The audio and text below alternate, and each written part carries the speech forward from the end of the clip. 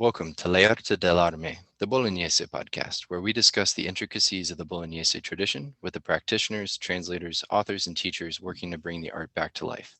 Today's guest is David Biggs. David is a rector or instructor with the Tattershall School of Defense. David has been practicing Western martial arts for over 25 years and has been studying the work of Giovanni Della Gocche for almost 18 years. He's an active member of the SCA, where he's a member of the White Scarf and the Order of the Laurel, both awarded for knowledge and successful application of historical combat. David has taught hundreds of classes across the US and Canada and has won scores of tournaments across HEMA, Western martial arts, and the SEA. David, welcome to the podcast. Thank you very much. Glad to be here. Yeah, it's an honor to have you here because of what you've meant to me and my development as a fencer. You were one of the first people to introduce me to a lot of more of the higher level aspects of fencing, and classes that I've taken of yours, both at Queen's Gambit, and down at the SURFO, which is the Southeast Renaissance Fencing tournament down in Atlanta, Georgia. So you've always meant a lot to my fencing career. So it really is an honor to have you here. Tell me a little bit about your martial arts background, and how you got started in Western martial arts. Yeah, so in college, way back, I met a guy who was taking Shotokan karate, and he talked me into coming and joining in. And so I did that for about 4.5 years, studying various forms in karate, but all in Shotokan. And near the end of my college career, I branched out and did a little bit of Aikido, went to a few judo classes, started throwing a few different things in there just to get different tastes. Then I got married and moved down to Austin.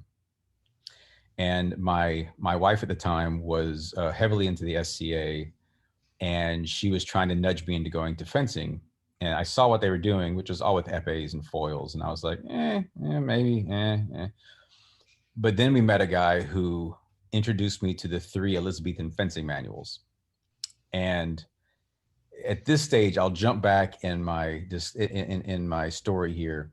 When I was 8 years old, I think it was 8 or 9, I read a National Geographic where they talked about England. And in this National Geographic, they talked about knights and how people are still being made knights these days.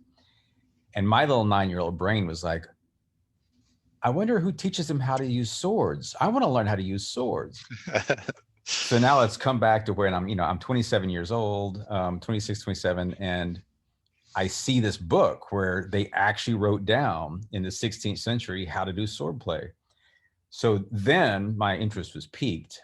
And that kind of started my career in the SCA, trying to improve the way the SCA does things.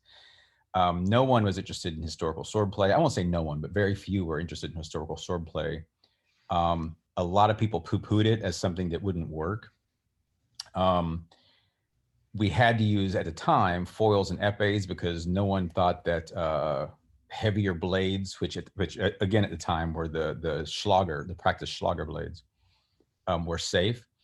So incrementally, we had to do these things. I was friends with Brian Wilson at Darkwood Armory, and he kind of sent me a couple of the early Darkwood Del 10 blades, which I then got passed by my kingdom. And then we started being able to use those. And then that grew and eventually overtook the epée after a few years. And in that time period, oh God, lots of things happened. I started learning other people were doing this with me. I met the Tattershall guys. I found out that William was translating Capoferro, and by that time I had learned that Capoferro was kind of what we really wanted to be doing, or at least the manual and the images looked like that's what we should be doing and what the swords we should be using. So it was kind of just all these different paths of trying to, okay, let's bring the right equipment into it, and then let's see if we can get a hold of some of William's translated bits and start applying them. And then William and Gary and Roger and others started pushing the idea of side sword in the SCA, which we now know as cut and thrust. And so I jumped on early with that and became a big promoter around the United States with that, writing rules for various places and demonstrating that it could be safe. And then at some point, 2003, I think, 2004, the SCA corporate bod wanted someone to step in as a deputy to kind of open up the idea of having a historical combat track where it wasn't a martial track. It was based on the arts and sciences, but basically they wanted to allow the study of any combat form, even if you can't use it legally on the field. So I jumped on that, wrote the rules for that, and was that person for several years trying to drive the idea of studying the historical swordplay for the SCA. And, that has had a huge impact. And in fact, uh, everyone in the Western martial arts workshop, and all those guys I met through their workshops, but almost all of them had already started somehow in the SCA earlier. And then they found their love, which was, more historical martial arts, and kind of started focusing on that.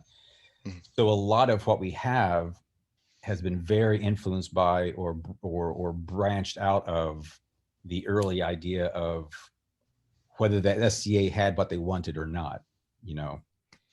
So that kind of defines it. After that, I went to law school in 2006, which put an end to my fencing for a while. I actually taught at WMAW in 2007 in the middle of law school, but that's when I realized I need to I need to not do this for a while because it almost killed me. Yeah. And then I went in the Foreign Service, moved up to Ottawa for my first tour, taught for 2 years in Ottawa, did a little bit of fencing, a little bit of tournaments up there, and then we got thrown out to Ukraine just in time for the Ukraine Revolution and for the Russians to invade. So again, that put everything aside for a few more years. So I've had a couple of interruptions where I didn't even really have time to study or to forward my own skills. So I've had to kind of restart a few times, which I actually think is very valuable, interestingly enough. But we can get to that some other time later on. Yeah. Yeah. I mean, that's immense. I'm, you've definitely left your imprint on the greater Western martial arts community, and it's obvious. Um, and I think when people hear, especially because I believe, and you can correct me if I'm wrong here, even though you're an ardent student of Giovanni Della Gocchia, your primary focus is mostly Capoferro and Rapier, right? Yeah, and it's kind of like The Godfather. I've tried to bury myself into the Bolognese side sword a few times, and I keep getting pulled back into Rapier by people who Yeah. really want to learn Rapier. And I mean, I know it very well, and I'm very good at it, so I don't mind doing it. But every once in a while, I'm like, can everyone just stop and let me study the Bolognese Anonimo for a little while, you know? Yeah. So yeah, I mean, I was one of the first to jump on the Dalla Gocchia once Jurek started really getting into it and translating it, and Bill, and I got through the single sword section and realized how it was laid out, and I changed the layout, and I created a drill sheet which I've spread amongst a lot of people, which kind of opened their eyes. And then instead of reading that big old block of text, they started understanding how it all breaks down. So from then on, what I have done, my approach to the Bolognese is I start with Dalla Gocchia. I start with the single sword of Dalla Gocchia because I think it encompasses everything you really need to know. And then if you want to expand, if you want to embellish a bit, if you want to learn a little bit more about Buckler, whatever, you can go to the other manuals and read a little bit. But once you've gone through the single sword of Dalla Gocchia, you know enough to be dangerous on the field and to be able to defend yourself. So that's kind of what I wanted to do, and that's kind of what I do as well as in Rapier. Is I will teach you to a certain point, and then introduce you to all the things you might want to look at to expand your knowledge. But you really don't need to. You can use those core things and be just as effective as anyone on the field. Yeah, and that's kind of, isn't that sort of the framework that you used for your class at Queen's Gambit a few years ago? Yeah, exactly Yeah, right. that was a great class. I love that. And it is very practical and applicable. And so the reason why I brought that up, the whole Rapier thing, is because I think some people will be like, yeah, okay, he studies Delagoche, but his primary focus is Capoferro, and why is that important? But one of the things that I want to emphasize in particular, besides the fact that you are studying the Bolognese too, um, is that from a Bolognese perspective, if you look at all the single sword plays of all the Bolognese masters, the first intention of so many of the actions that set up a defense, whether it's Antonio Manciolino, or even if you look at the bulk of Marazzo's plays, everything is a defense against a thrust. So the primary intention, that the way that these engagements usually begin, and that's leaving out the Anonimo and Delagoche. I personally believe the Anonimo is a little bit later, just because of the interactions with the blade dynamics and things like that. I don't think quite translates to an earlier source, as some people speculate. But if you look at Delagoche almost as like the sort of descending part of this hump, right? That would be the century that Bolognese fencing that we look at, right? We're really looking at the 16th century. And if Delagoche is kind of on the trailing end of that, or starting on the trailing end of that, kind of at the higher point, even he talks about how fencing of his day is completely narrow, right? And he's like, this is, people have pretty much done away with wide play. He even goes into this long exposition as to why wide play is still relevant and why it should still be taught. But then if you look at his techniques, even he prefers to use narrow play actions, and then says that the point is going to be your primary sort of motive, right? You're going to try to thrust in some way. He says that's what's best when Lepido asks him about it. But if you look at the earlier sources, like the bulk of Marazzo's techniques, the most text that happens for him with single sword is dedicated to defense against the thrust. Every single one of Manciolino's sword alone plays is initiated with a thrust. It's debatable with the last play whether or not that's against a cut, but he does say it could be against a mandrito, a reverso, or a stoccata. But whether or not it's initiated with a thrust initially. But the point of this is that understanding blade dynamics and how to thrust and how to thrust well is so essential to understanding the Bolognese system, both in developing your interpretations, but also in understanding why the plays that Marazzo and Manciolino lay out are the way that they are. Because if you have somebody who's just throwing a sort of a haphazard thrust at you, you don't necessarily get the same feeling as somebody who's actually approaching and giving you that sense of danger. Yeah. I was just flipping through Manciolino earlier today, and I mean, I note, so to further define kind of what I do, I tend to dismiss a lot of the very embellished plays. I'm not a big fan, especially of the Marazzo, where he's clearly talking about school demonstrations where you're trying to be flashy, and if you just look at this the fio, the sharp sword plays, mm-hmm. Those are the ones that I really look at in a martial sense. Bringing it back down. And Manciolino, his very first martial Spada de Fio play is against the thrust. It's a whole bunch of options you have against your opponent's thrust. And of course, you're going to cut for his hand, for instance. There's all these different things. But clearly, when you're fighting for your life, when you're fighting with a sharp sword, the thrust was recognized as among the most dangerous things you could do, even then. Yep. But I'll take you one step further.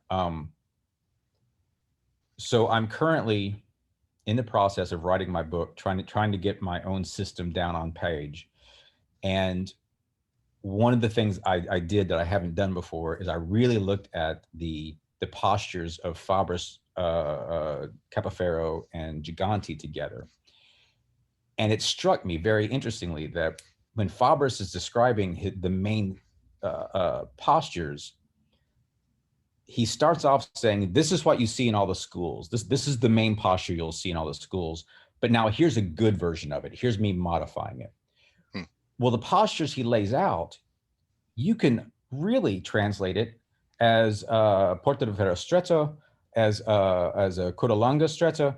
basically it's simply, you have kind of a narrow stance. You're sticking your hand out by your right knee-ish, pointing your sword at your opponent. He has a little bit more of a lean to it in his printed pictures. In his earlier 1601 pictures, they're standing more upright. So I have this argument in my head, and it's more a hypothesis, that what Fabris is saying is all the schools are still basically doing the Bolognese, the four Bolognese basic stances that Dalla Gocchia talks about. And here I'm going to improve on them. And then he also talks about the backward leaning stance, and he has nothing but praise for it. And that's the one that then Giganti and Capoferro take and make terza and run with.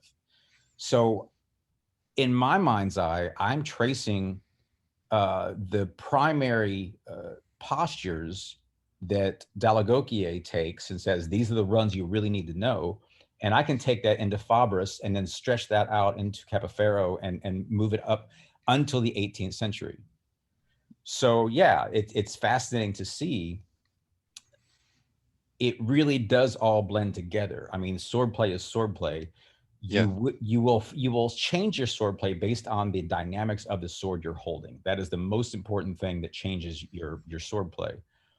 So the cuts start going away because the swords get longer. They aren't as effective in cutting, and it really takes them offline even more when you try to cut, honestly. So that did happen. But you can look at the plays, the thrust plays in Marozzo, in Mancelino, and you can see them play out in Capoferro and in Fabris. Yeah. And, you brought up something that I think is really interesting about Dalla Gocchia and condensing the guards, right? He really only has 5 principal guards. And I mean, if you think about it, Codalunga Stretta, Porta di Ferro Stretta, Guardia di Alicorno, and then Codalunga Alta. And then he also has Cinghiari Porta di Ferro, which he uses in the provocation section. But I mean, that is more or less based on the hand positions that he has. He's completely removed all of the Alta guards, right? Anything that is a Larga guard. So all the Larga guards, all the wide play guards, he's pretty much removed. And he's starting to condense it down into what could, we could start to say is this is starting to resemble the Roman system a little bit, right? And then, with a later source like Palladini, it's a further evolution away from that, where he has completely adopted the Roman system. And then every once in a while, when he doesn't know what to call a guard that he wants to sort of harken back to, like Guardia di Faccia, or he still uses Larga guards. He calls it terza larga. But it's interesting because it's like he doesn't quite know how to translate this, but he still wants to use it. And these are techniques that he wants to illustrate. And so he just kind of, throws them in there. And it's just like, hey, these are still things, I still like these things. Yep. He, excuse me, Dalla Gocchia gets rid of all the high guards, teaches the low guards. And now by get rid of, I mean, he doesn't use them as postures. He still goes into Guardia di Testa, right? He still goes into some of the high guards, but they're more, this to me, Dalla Gocchia starts using them more as defenses as opposed to a posture, if that makes sense. Mm-hmm. So I remember very clearly, Bill Wilson and others, the first thing they would teach, because they were teaching Marozzo, was Guardia Alta, was stick that sword in the air. And I remember thinking, okay, when I'm doing my class, I am not going to teach that because there's not as many uses for that in what we're trying to recreate, which is play with sharps. Yep. And I remember at one point, I talked with Puck, who's been a good friend of mine for years. And he was like, okay, this guy who's standing against me was standing in Guardia Alta. And every time I tried to attack into him, we both died. How do I get around that? And I was like, well, 1, don't attack into him. 2, wait him out because his arm's going to get tired after a few minutes. So whenever someone I would know that they learned from Bill, like their first time, because they would come out against me and they would go straight up in this guard. So I had one of 2 things I would do. I would stand back and let them get tired. Or if they had a metal gauntlet on, I would do what Mancelino says, which is basically just throw for that wrist. And as that wrist starts coming down, you're going to stop it. You're going to break it if it's not protected, but you're also going to stop it. Yeah. So that's when I was like, okay, that guard served a purpose that Dallagokye decided wasn't useful, and I tend to agree with Dallagokye in that, right? So yeah, you can see, and this is why, I base a lot of what I'm trying to do on efficiency. And Dallagokye said, I believe, if I remember correctly, he said, I'm going to show you the guards that you will use the most. That Hmm. basically, these are the things that even the teachers who came before me will use the most, if I remember correctly, something along those lines. Yep. But that's saying to me that kind of told me this is what I need to start with. Yeah, and it's interesting too because um the Anonymous and his discussion of wide play and narrow play and the integration of wide play and narrow play in his introduction, which is really fascinating. And if anybody hasn't listened or read it, they need to go back and take a look at it because it is one of the best strategic and tactical breakdowns that I've seen. But one of the things that he talks about in particular is that narrow play is the ultimate goal. Like even when he's talking about wide play, like he talks about what's better, and he says, "What's better? Is wide play better than narrow play?" And he's like, "No." He explicitly states that narrow play will always trump wide play and will be able to counter narrow play. So even in this sort of midpoint where we're starting to transition, at least in my head, to somebody like Dallagokye, you have this anonymous writer, this collection of anonymous writers, essentially telling us that narrow play is the most efficient and best way to approach the fight. And let me blow your mind even more here. I'm making connections from all of my years of doing this. So there was an interesting kerfluffle many years ago in the early aughts about Saviolo. And Stephen Hand put out a book or put out an article where he was claiming Saviolo was actually doing Spanish. And I disagreed with that. A lot of people disagreed with that. And so I kind of went and started working through myself, trying to disprove that. And I've got a paper that I've never published, but it's sitting in my files. I need to someday finish wrapping it up. But my argument was this: Saviolo roamed around northern Italy and down the Dalmatian coast, according to his own words. He learned from fencing masters basically in the Venice, Bolognese, Dalmatian area. Okay, so these would all be very well versed in the Bolognese system. And so then I took Saviolo's first book and I documented every single action but one. There was only one I couldn't document from the Bolognese masters. Everything Saviolo pulls off, he pulls off that comes straight from the Bolognese masters. But not only that, it comes from the Mezzaspada plays, from the half sword plays. Interesting. And in fact, two other things. Saviolo talks about what I'm going to teach you is basically the queen of all sword play. And that almost mirrors something that Marazzo says, which when he says everyone has to learn Mezzaspada because you're going to be here at some point. You're going to Yep. have to learn how to do this. And so then you look at Saviolo and you see that first image, which we used to think was just a bad wood print, where their swords are half. And then you start going, oh, he was teaching Bolognese half swording or Mezzaspada. Mm-hmm. And now then it all suddenly comes to make sense that Saviolo, whether he really was a good master or not, he did know the Bolognese Mezzaspada, and you can trace everything he does basically back to that. Oh, that's awesome. Well, now I'm gonna have to go read Saviolo. I can't vouch for the second book. It's been a long time since I read it, but the first book is what I documented. Yeah, I'll have to dig into it because that sounds really interesting. That's something that I've actually been trying to work on, really kind of getting into. So when it does come to approaching the fight, you just gave a fantastic lecture on the Anonymous Vienna, and I'm gonna post a link to that in the show notes for everybody to go watch because, in my opinion, that was incredible because it really, in some ways, it kind of shook some things, or at least it answered a lot of questions that I've been asking. And then at the same time, it shook a few things that I was a little uncertain of and just kind of set them back straight. And I love that. And, if you could just kind of give a brief synopsis of the general premise of what you kind of detailed in the lecture, just so we can kind of build from there, because I think it's really important. Sure, sure, sure. And I'm thrilled to see that people are reacting so well to it, because this is a class I kind of just threw together out of my head because it affected me so much. So, I mean, for years, we've taken these manuals and we tried to apply them. And one of the things that Tattersall is proud about is that we are a group that is trying to look at things academically, apply them in fights, and then come back and look at how that has affected our translations or our interpretations.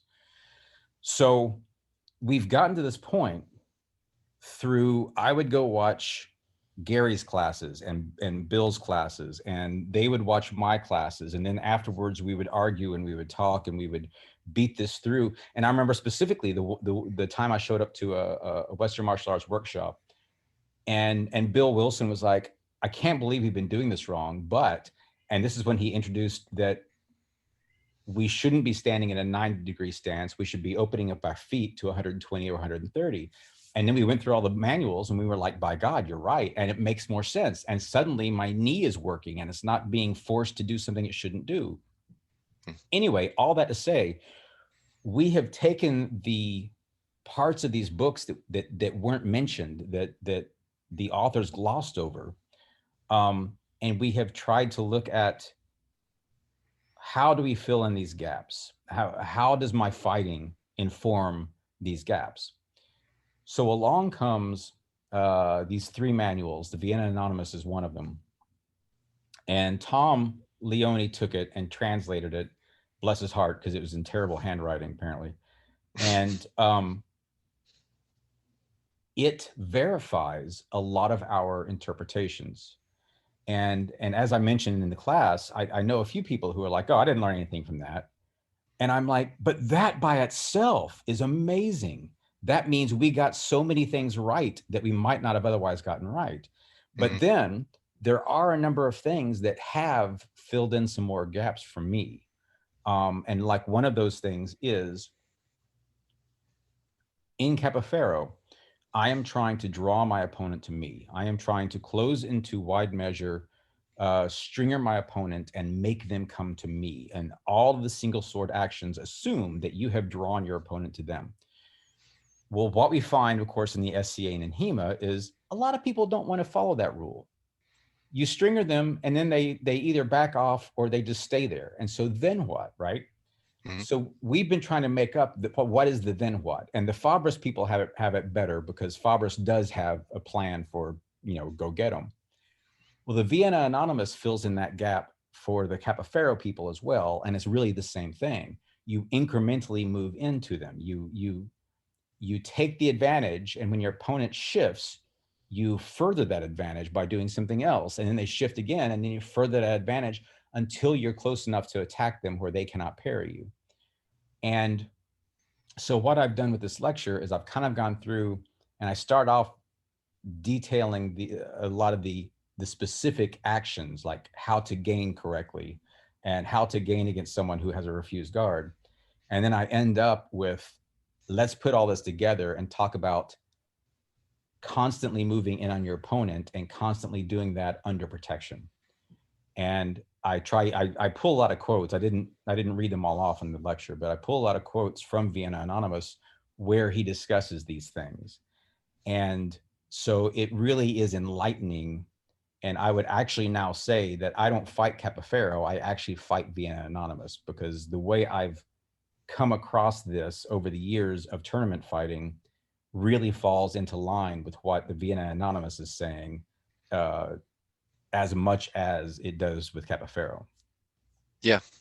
And so I one of the things that I thought was incredibly interesting and fascinating is, from one anonymous to another, I feel like having a translation of the Anonymous Bolognese has had the same impact on me. and what I found really interesting is it taught me the same lessons. Like I feel like a lot of the things that you had touched on were things that I've started to pull out of reading the Anonymous Bolognese, and they're just things that were never addressed or are addressed in the weirdest places in Marazzo, or I mean, Manciolino has a pretty decent introduction, and I think that that has really been a solid framework for a lot of people going forward. But the Anonymous takes that and adds probably a few thousand words, you know, and really kind of spells it out in a Yeah, way that is really important. yeah, and I mean, so for instance, in the book that I'm writing, and it's a thrust oriented rapier book, put that in quotes. The thing I'm trying to point out in that and in my class, my 12-week class for Tattersall, is the Northern Italian thrust oriented style um, is best represented by a combination of Gigante, Capoferro, and Fabris, and they all fill in each other's spaces. I would say the same thing about the Bolognese. I would say probably Manciolino, Dall'Agocchie, and the Anonimo would be, if you look at those three, you've got a fairly completely described system. If you look at Yeah. those three, each one brings something else to it, I believe. I leave out Marazzo because to me, Marazzo is so disorganized and it's so hard to suss out some of the things. I will send people to Marazzo once they understand the system and say, go look and have fun. He does a lot of interesting stuff. There's more plays in there you can play with, but I don't recommend anyone try to start with Marazzo just because he's, like you said, he's all over the place. Yeah. So one of the things that I find really interesting though, an interesting correlation between the two is when I read the Anonymous plays, I mean, he's got this. I mean, there are 400 plays, so you could really kind of read whatever you want into how what his style is, or the different authors, potentially different authors, what their styles are, that find themselves in that compilation.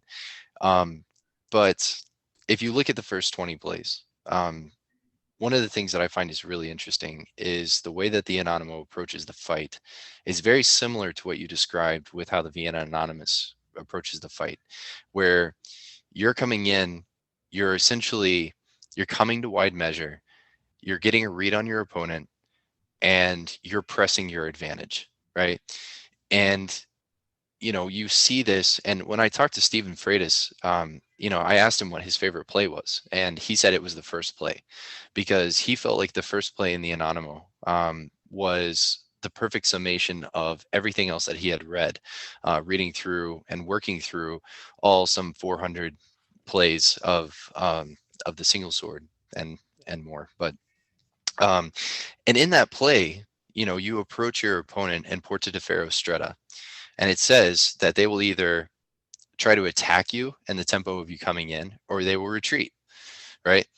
And you get this continuation where they go ahead and they try to step back, and then you press the advantage. You keep pressing into them because you've stringered them, coming in Porta de Ferro Stretta, and you've essentially given them one of two options, and they have to react based on your approach.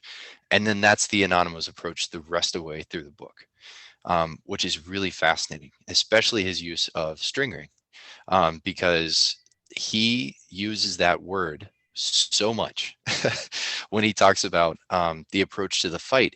And that's his initial approach. Every single time he approaches his opponent, if they're fixed in a guard, he's trying to constrain them in some way where he's forcing them to respond in a way where he can then sort of react. So, okay, so let's talk about that. You sent me some homework. Yep. And you just said something that's interesting that I want to try and break down. So, can you repeat what you wanted me to address? Yeah. Go ahead. Sure. I'm going to take a second to find it. All right. All right. So I was talking about the Anonymous, that I thought you would be the perfect person to ask about this, mostly because he starts using language that we don't really see in other Bolognese authors, that we end up seeing a lot in Capoferro and later Rapier Masters. And he has a broad, or perhaps broader, than I understood in its utilization concept of stringary. Um, and in Stephen's translation, for ease of reading, he translates stringary to press. Mhm. So you're constantly told to press your opponent. And the Anonymous has some situations where your opponent is in a wide guard and you stringer them with something like a falso that doesn't target their arm, but reads like an obligation for them to bring their point online so you can beat and strike with another wide play action. And that defies my assumed understanding of stringary. Okay, But that's how he classifies it. got it. Okay, so to begin with, were you working only from Stephen's press version, his translated version, or were you working from the original text? Working from Stevens, yeah. Okay. And so usually anytime he says press, I read stringary. Okay. So first off, don't do that. I found 8 versions of stringere in the what I'm trying to say, not the translation, the typed out version. Okay. Hmm. So I've got the printed version of the Anonymous that was printed out in 2005, and I went through it, and I also did some searching on Stephen's translation. So from what I could find, there are 8 places where stringere is used, and there's one where the action is used, but he doesn't use the word. So now I'll get back to that. So let me start by saying not every press in the Bolognese Anonymous translation came from the word stringere. And this is going to be very important as we go through this. When you come across the word press, a pressing action in the Freitas translation, it doesn't necessarily mean that it came from stringere. I would say probably also in Terminello's translated parts, but I didn't check all of them. I just checked a few of them. There are several other uses of press and pressing that aren't stringere. And this is very important because this research you sent me on has kind of redefined a little bit what the stringere is. And I'm now going to try and bring it forward and look closer at some of the rapier manuals and see if it still holds true. Looking at the transcription of the passage that you sent me, which is Freitas 712, and in the book, it's page 251, number 2. Stringere isn't there, and there isn't any other version of pressing either.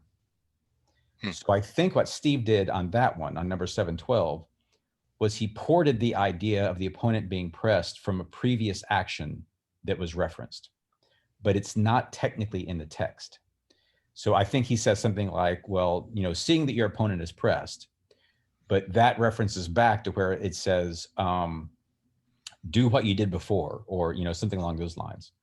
So that was a translator's choice to bring that down. And I'm not going to say he's wrong, but it's confusing. So let's talk about stringere. And I'm going to talk about what I think is going on with the stringere and the Bolognese Anonymous. And I'm going to try and walk us through there, if you don't mind, for just a few minutes. Yeah. In my current interpretation, based on what I've just looked into, the word stringere, at least when used in the Bolognese Anonymous, is used to get across 2 concepts that are happening. One, you're bringing one thing closer to another, body to body. You are stepping closer to your opponent. So that's one version of press. The other is you're forcing your opponent to act. So we all know you can use a stringer as a provocation. But if you're pressing without the intention to provoke, that's not a stringer. So you might do that when you're pressing the sword toward the earth. Several times in the Anonymous, he talks about you're pressing the sword downward, you're pressing it to the earth. Mm-hmm. That use of the word press is a whole different Italian word. And I'll talk about this in a little bit. So you can say, honestly, that stringere means to press in 2 different concepts: to close distance and to compel or coerce, like a press gang or pressing into service, right? Mm-hmm. Um, Tom Leone also insisted at one point that stringere is to be viewed as a specialized technical fencing term. But I'm arguing that that may simply be a product of what happens in the action, not necessarily a specialized word. In other words, it may be the case that stringere becomes a technical term because you're fencing, but the common shades of meaning were still inferred in the use of stringere in the fencing manuals. That stringering is used the same way throughout fencing, whether it's describing stringering the body or stringering the sword. Now, it's important to note also, the Bolognese Anonymous has no version of stringering the sword in it, unless you count Freitas's 714 on page 252, number 1 of the original. That may be the first proto sword stringer that I know of, and I may get to that again later as well. So this is full geekery, so pardon me.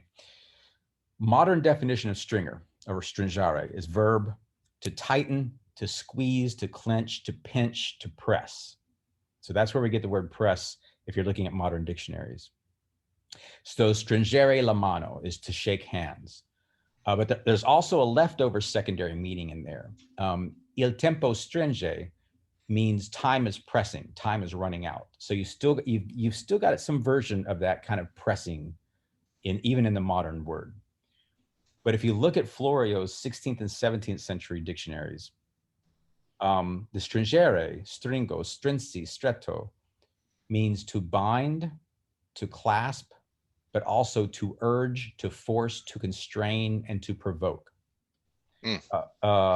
So in the 16th century, stringere had those two meanings: to clasp, to grip, to pinch, but also to urge, to force, to constrain, to provoke. All right. So Florio bears me out so far in his definition. Let's jump ahead about 100 years or so to Capoferro, maybe 80 years, I guess. Capoferro talks about, and this is the Jurek-Swenger translation, there are two causes for which it's necessary to stringer. The first is stringering the sword in order to seek measure and tempo. The other is to stringer the body, and it only seeks measure. Jurek has since reworked that to read, there are two reasons for which it's necessary to draw close to the adversary. The first is to stringer the sword in order to seek measure, and the other is to draw close to the body. So Jurek recognized that stringering the body means to draw close. He's wanting to translate stringering the body and stringering the sword as two wholly separate things. And I don't think they are. I think that they are the same thing. I think you're drawing close to the body and you're forcing an action, or you're drawing your sword close to their sword and you're forcing an action. So right now in my head, as I'm thinking through all the stringering actions and all the manuals I know, this holds out. That stringering means the exact same thing. You're just either acting with your body or you're acting with your sword. I would argue that when you're finding the sword, of course, you are in fact narrowing the distance between the swords. So it is the same action. And I may be babbling on here, so stop me if I'm repeating myself. This got me very excited. So this is very interesting stuff to me. The word stringere, at least in the Anonymous Bolognese, is only used when those two things are present. I will dig into the later manuals, but I could not find a version of it where those two things aren't active. And in fact, looking through Mancellino just a few minutes ago, Tom even calls out one point in the first play for the Fio, the sharp, is the word stringer is used, and it's the same action that you find in this Anonymous Bolognese, which is you're going to step toward your opponent but not throw a blow, and that is going to compel them to make an action. Yeah, so that gather into measure essentially is stringing with the body. Yep, exactly. Yeah, that's really interesting. And there's a bunch of those. I mean, there's I think 6 or 7 of the 8 that I found are all say almost exactly the same thing.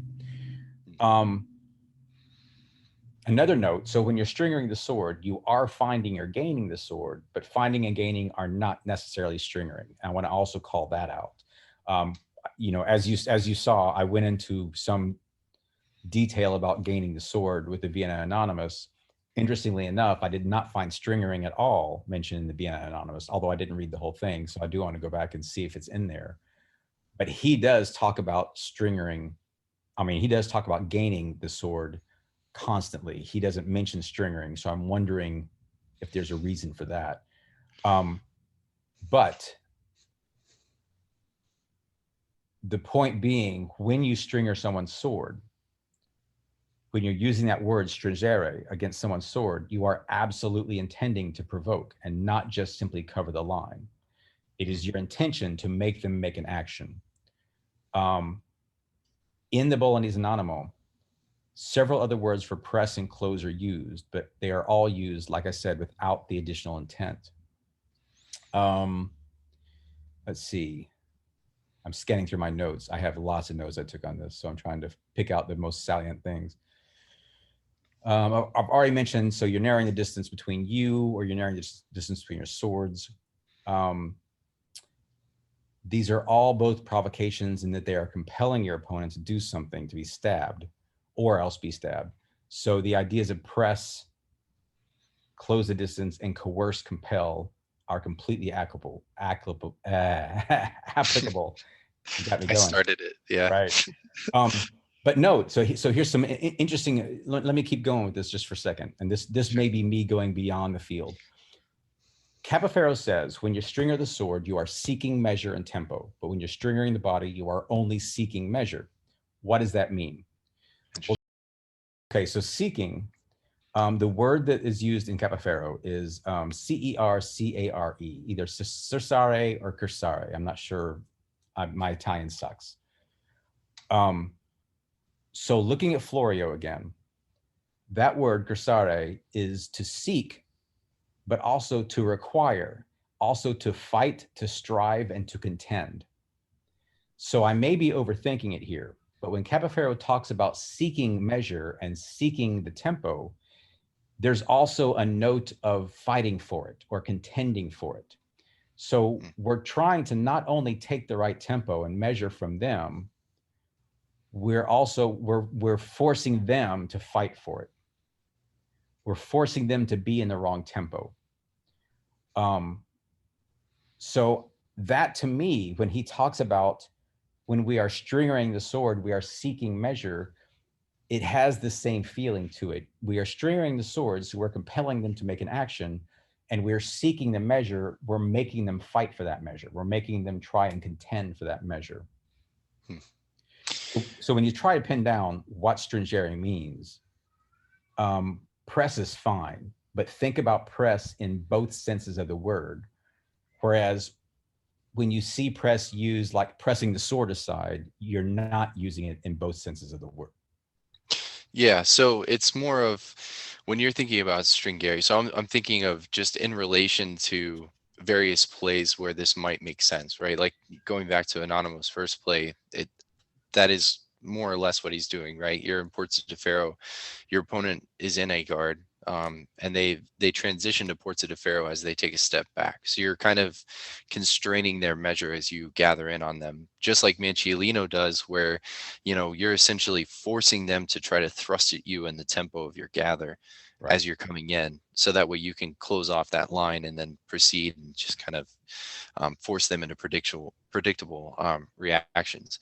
So is there an element of constraining with the guard that's necessary to make the stringering effective?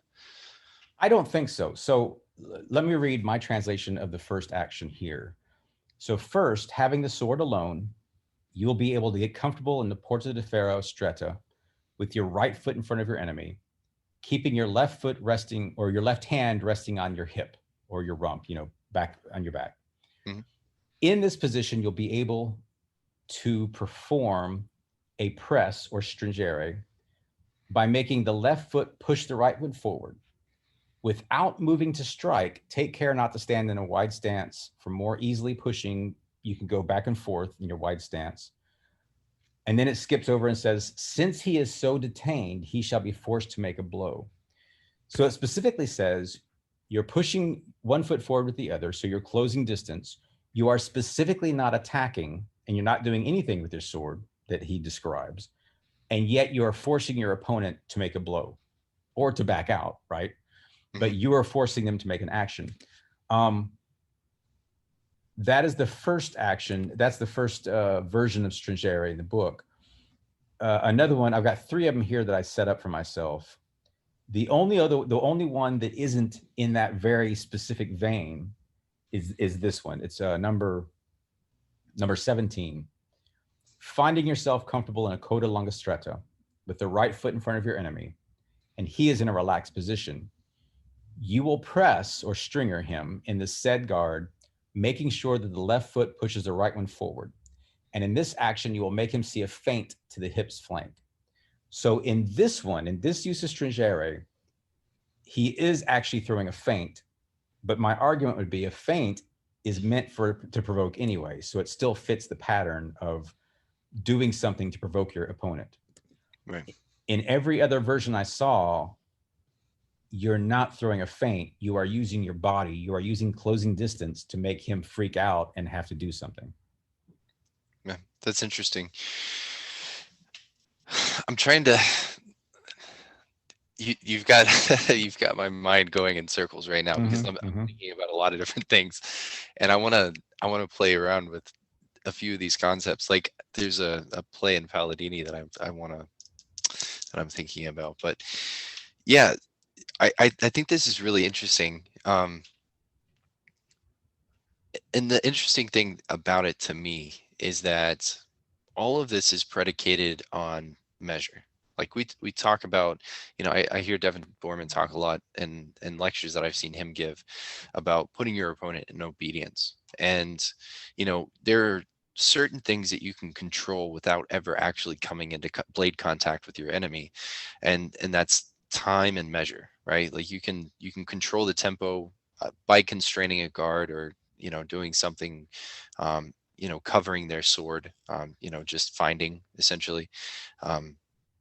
Or, now we have stringering, as a constraint of measure and really just making it feel like, oh, this guy's really kind of closing in on me, and having some sort of a presupposed idea of everything that your opponent can do.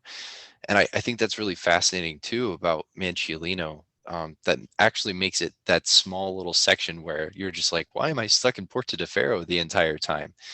But the idea is that one, Porta de Ferro is such a great defensive guard that you're always going to be able to protect yourself, and you're going to be able to protect yourself in effective ways that gives you a plethora of different attacks, right?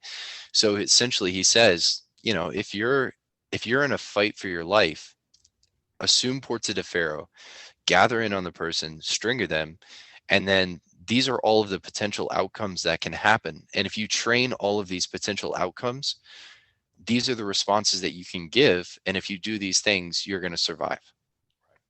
Right.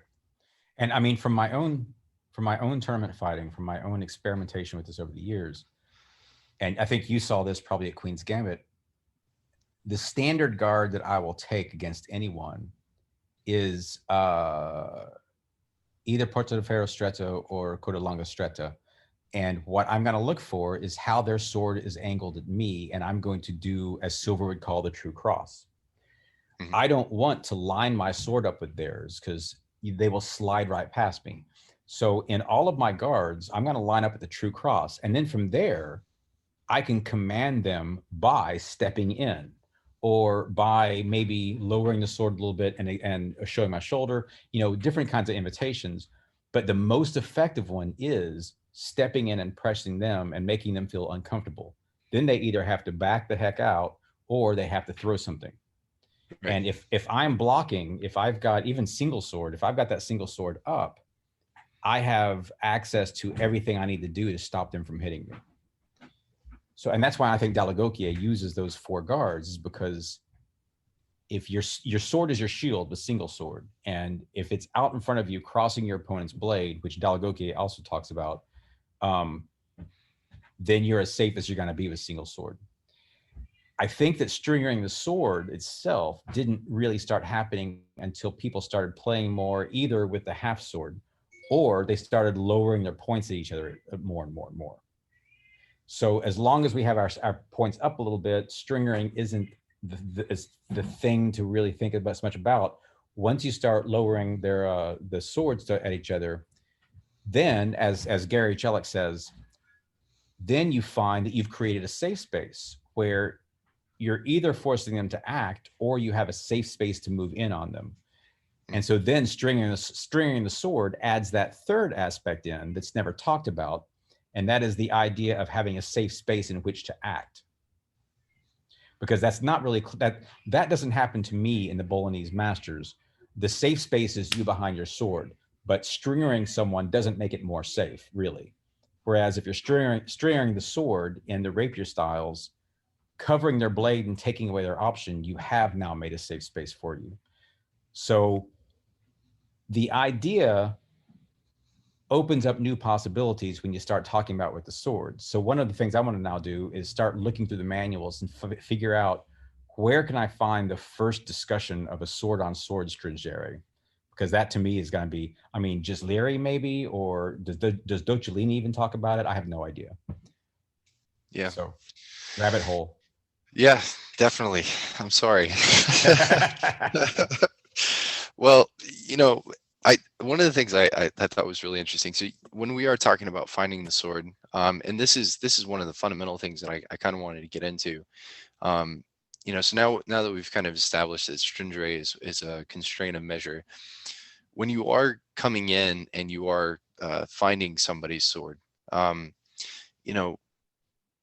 one of the interesting things about your lecture on the Vienna Anonymous was you were talking about how he kind of gives the advice to give that right step out as you're covering over their sword to kind of remove your body from your opponent's sword, or the line of your opponent's sword, and to make that crossing more dynamic.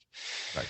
And one of the things that I thought was really interesting is that Dall'Agocchie actually gives similar advice when he's giving his provocation, where you're thrusting with a punta reversa, but he says you do that right step out and you're kind of thrusting across to try to get them to react, and then you can come back through with a mandrito tondo. Or maybe he also, there's another action in there. But I always thought that was really interesting, because when I looked at Giganti in the past, and I saw him do something similar.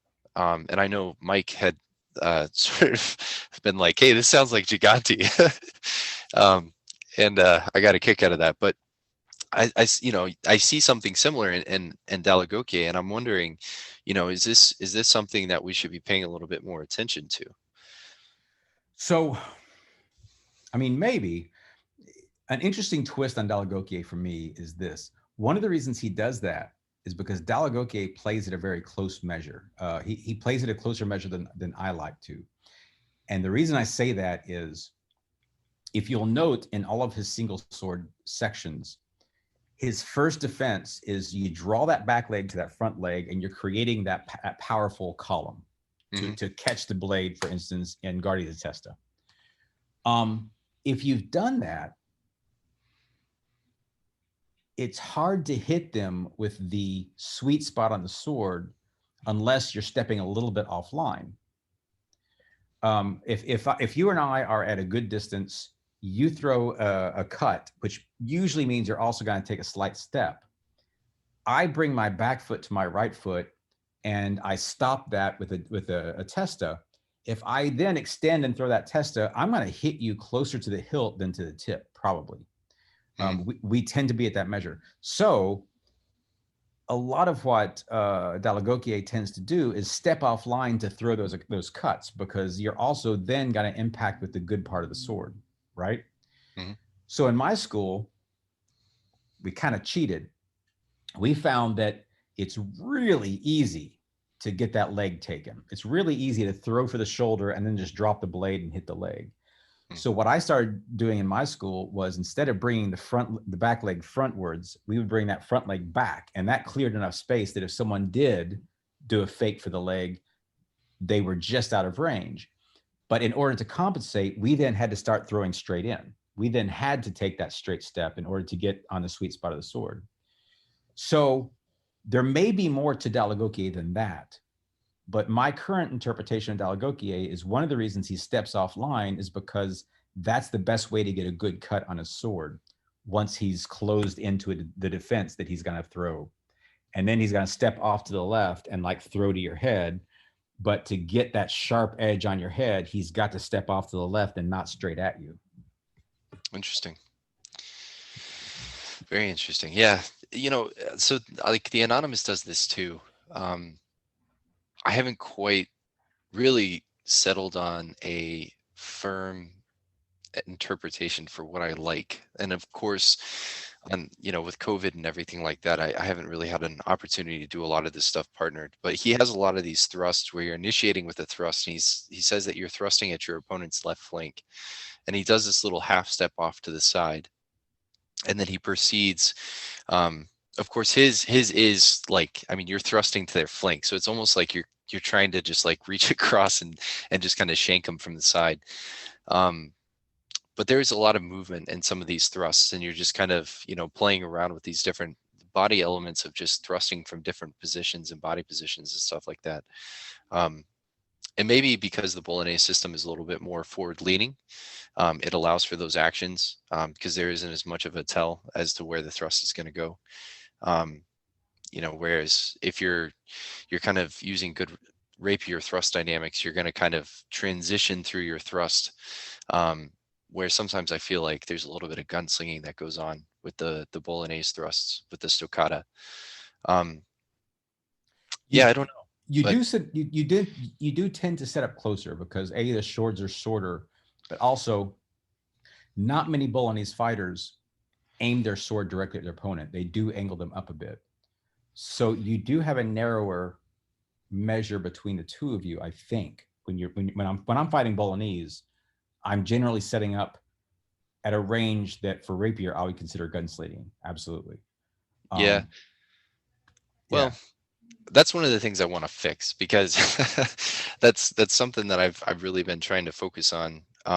Looking at like the discussions of measure and things like that, and how to approach. And I think, and again, this is something where the Anonymous really kind of opened my eyes a little bit more to sort of the approach of the fight all the way through. You know, when the Anonymous gives something that's very similar to what Palladini says, you know, and Palladini lays it out as, let's see, I got the quote here. There it is. Okay. So Palladini says, knowing that you cannot attack your enemy with technique and advantage without knowledge of measure, I undertake to explain what I understand of it insofar as I am able. Having advanced to within 2 or 3 steps of him, remaining sufficiently covered against any attack he might attempt, you can exercise your judgment to determine the spot where you may attack. You should approach until you see that by extending your arm and stepping with your right foot, you may wound him, either with a point or with a cut, depending on the opportunity and situation. This is termed the misura di Freire, and you must practice this measure many times in order to seize it when needed, since you cannot use a compass when you're fighting against your enemies in disputes. And so the interesting thing that I find about this is, you know, one, attack planning. So Palladini lays out his attack planning as you're approaching this edge of measure, varying your guard, not, you know, communicating your intention. And I think this is something that you had touched on with the Vienna Anonymous that I thought was really interesting, is the idea of varying your guard, right? Like setting up that chess match. You're not trying to, you know, just if you walk in on somebody and you're in Porta di Stretta and you don't vary your guard and your opponent is an experienced fencer, then they're going to know exactly what you can do and what they can do to you, right? From a general sense, they should know those things.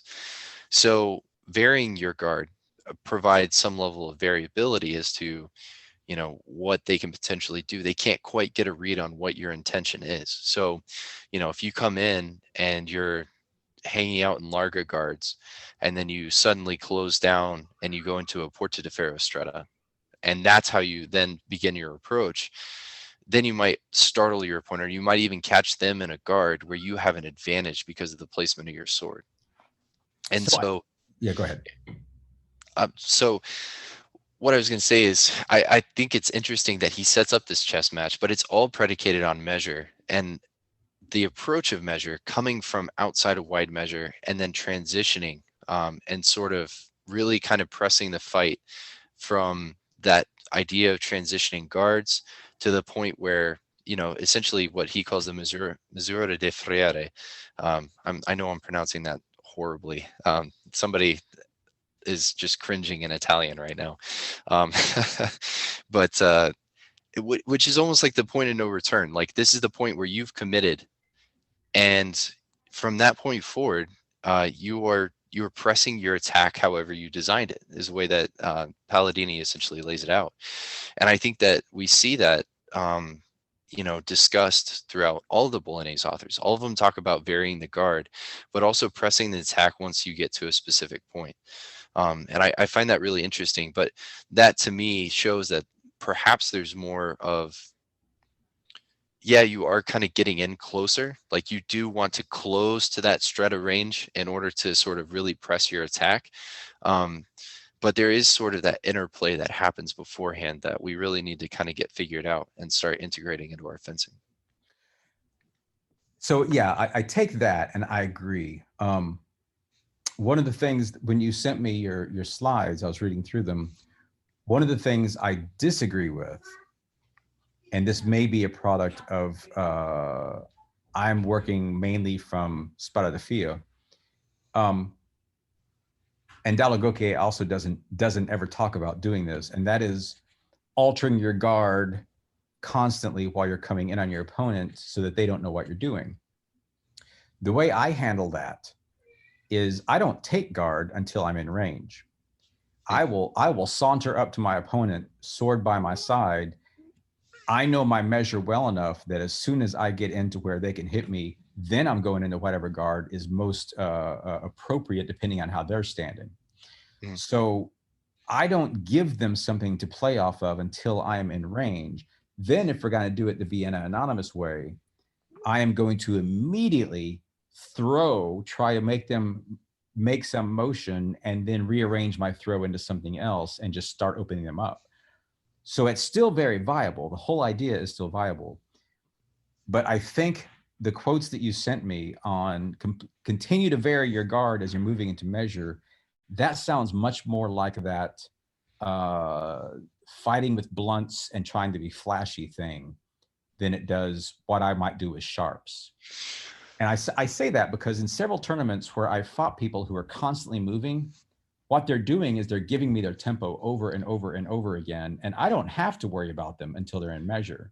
Yeah. So I think you might have misunderstood that a little bit, because I think that happens until you take that, like, so when Palladini's talking about 2 to 3 steps, right? He's talking about essentially changing your guard from the third step, second step. You take that very last step and now you're at the edge of measure. And once you're at the edge of measure, you stop varying your guard. And that's what I mean, like you're committed, right? But you still have one more step after that. There's still a fourth step that happens from that step right there where you are in measure with your opponent. The next step that you take is where you get to the misura de friere. And that in those 2 steps, there's no more varying of guard, because then you're giving a tempo, right? And Dalla Gocche talks about that. And that's what's interesting about what Dalla Gocche talks about, because he says that when he's talking about the tempos, he actually says, if you find yourself changing your guard when you're in measure, this is how you can get out of it. Like if you screw up and you change your guard when you're in measure, then just go ahead and take a step back and throw a tramazzone, right? And so I think that, and that's one of the things where I kind of piece that together, where he's kind of giving us the same general idea. And that's where I kind of take walking in the guards and say, okay, so this is how I'm moving, right? As my body position is moving, as I'm taking steps, if I'm naturally going to be taking 2 or 3 steps towards my opponent, I'm still going to want to put myself in a strong defensive position, or at least some way where I can and hold myself in account. one to not one to communicate to my opponent that I'm also a experienced fencer, but two, just in case they decide to just rush in on me. I'm treating it like, this is something where at any moment they could do something that's unexpected, and I'm not taking any chance on that. And so as I'm walking in and I'm approaching measure, I'm going to go ahead and start setting up that chess match. So if I see that my opponent is just going to stay fixed in a guard, then that's perfectly fine with me. If they change their guard at the last minute, then I can always step out. I can always step out of measure, because I have, until I take that step where I'm now in measure, I can still change guard. I've got about a half step, maybe an accrescimento step, into what would be a wide measure range where I can still effectively change guard, but it's still dangerous. Right. So yeah, that's kind of how I perceive it. I'm open to seeing that. So far, everyone I've seen attempt that, I would chalk up to what Delagroquier calls an injudicious use of guards. And this is how you face someone who injudiciously changes from guard to guard. Because someone stepping in on me who's changing guards 2 or 3 times, they are giving me the tempo of their actions, because they always end up doing it dump, dump, dump. And that's how fast they have now trained themselves into thinking at that speed. And so all I've got to do is wait for when they cross measure. And then I know what their next action probably is and in what tempo. Because if they go, for instance, from a high to a low to, maybe a side guard, I'm pretty sure that this area here now is where I have to worry about their sword coming. So if I have their tempo nailed down, I'm going to avoid the sword coming to this side, and I'm going to now shoot for this side, because they've given me their tempo and they've given me their range of actions. I would love for someone to show me a better version of that, because right now I'm not convinced it was for use with the sharp sword. I think it was for use with the blunts. Yeah, I mean, it's interesting because it's advice, it's general advice that's given by both the Anonimo and Manciolino, and then I can't remember where Marazzo put it. I don't remember if I put that in my notes or not, but I mean, one of the things that the Anonymous says, and Manciolino kind of echoes this, is the reason that you would do that is because the way that, and again, going back to Palladini, is you don't want to communicate your intention, right? Oh, sure. Yeah, Like yeah. you're saying, like if I were to change my guard as I take that last step, and now I'm in measure, right? Which is just, and the way that I define measure in my mind is it's the point where the tips of our swords just barely cross, right? Like that's my sort of my visual cue is now we're in measure, right? And that's where I can take one step and I can probably hit you in the hand. So if I step in to measure and now I assume, Porta de Ferro, and you're kind of fixed in a guard, then from that point forward, like you have to make an instant read on whatever guard it is that I take as I step into to take measure. And at that point, I've already designed whatever it is that I'm going to come in on you as. So then I've got the mental advantage that I see what guard you're in. I go ahead and take that step into measure. Let's say I go into Porta de Ferro Stretta and I give you some sort of a constraint on your sword. I know now that because I've already made up my mind, a step behind, that I'm going to come in and now you have to react in some way. So I know as I take that next step, I already know what my tactical intention is, and that's the guard that I'm taking. And then I'm pressing my advantage, knowing that you can only do a certain number of things based on me going ahead and stepping into measure and whatever advantages that gives me based on what guard I'm in and then what guard you're in. Right. Now let me modify that. So that is a good tactic to play with. And let me say 2 things about it. One, you don't want to then hit with first intention.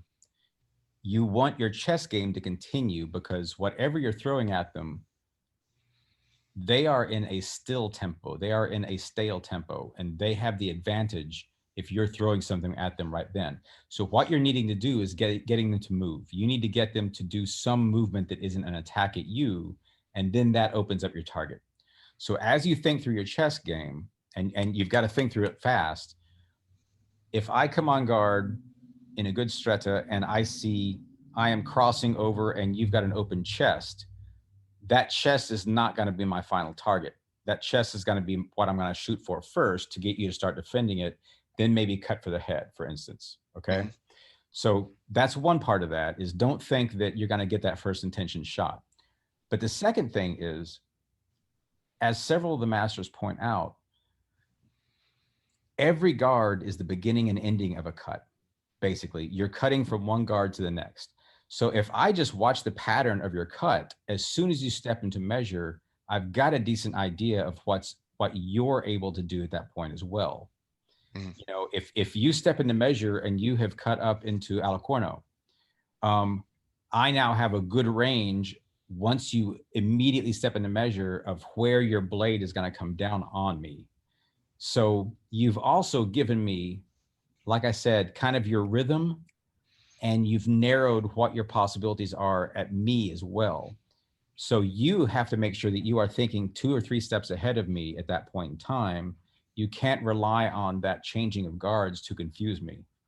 Yeah. So, I mean, it's a viable action. I'm not convinced it's, well, this is stupid to say. I'm not convinced it's infallible. Of course, nothing's infallible, but I'd like to see it used well. I haven't seen it used well yet.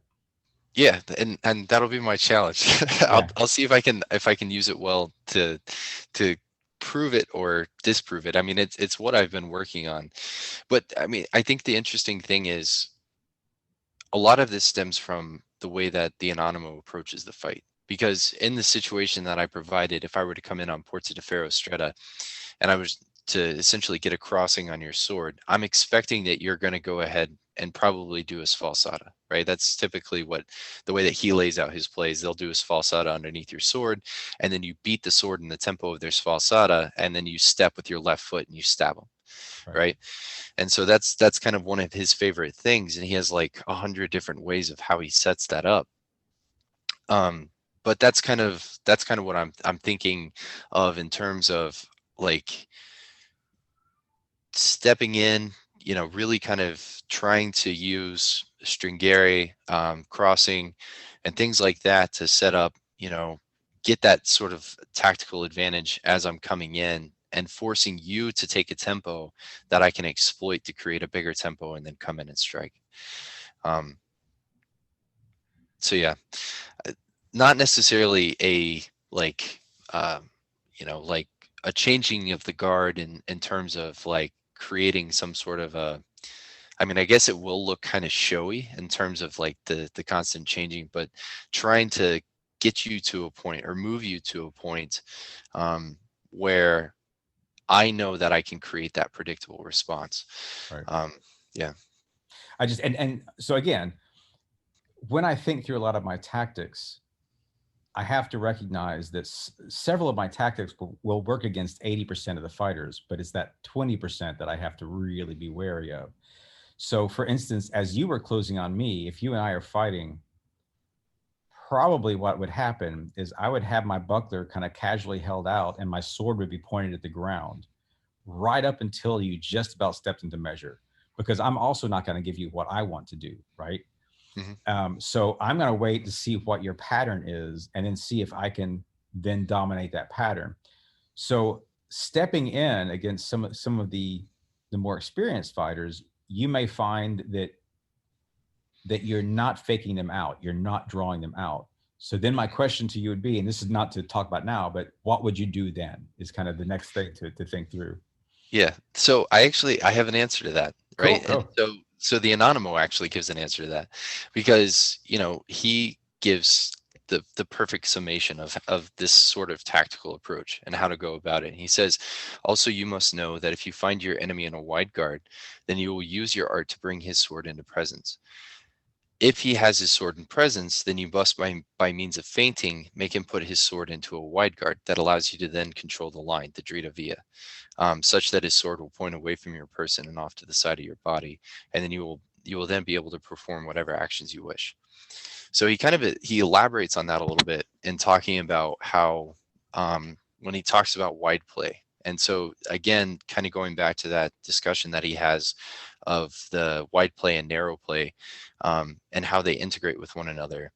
he says if your opponent is in a wide guard, you should start in wide play and then transition to narrow play. And if your opponent is in a narrow guard, you should start in wide play and then transition to, or excuse me, you should start with, so if your opponent is in a narrow guard, you should start with wide actions and Right. then eventually transition into narrow actions. Or no, Right. he says approach narrow and then go wide. That's what it is. Sorry, I got that backwards. Yeah. So essentially, you're going to come in on them in a narrow guard if they're in a narrow guard, and then you're going to probably do something like step out and throw like a falso to their hand or something like that, right? To counter them. So, when you were talking about attacking people coming at you in Gordy Alta and essentially cutting down at you, and you're sitting there thinking, all right, well, if you're going to do that, I'm just going to cut to your hand. That's kind of the similar idea of just kind of like using narrow play to counter wide play. And I think that's, you actually brought up a really interesting example of that when you were talking about the Vienna Anonymous. Because doesn't you were talking about when your opponent they essentially have their sword down and offline. Yeah. And then Yeah. he was talking about pointing at the hand. You point at the hand. Yeah. You force them to choose a side on which to come up on. And the simple act of choosing the side is giving you a tempo in which to act. And rolling your sword to protect against that action is takes no time at all. But I would also, so here's the other interesting thing about that whole concept. This is something that I was doing tactically in the early days when the only thing we had was a little bit of Dalagokia and a little bit of Marazzo. When I was fighting my friends, and I think this specifically worked against people who were rapier fighters and who were just now picking up cut and thrust.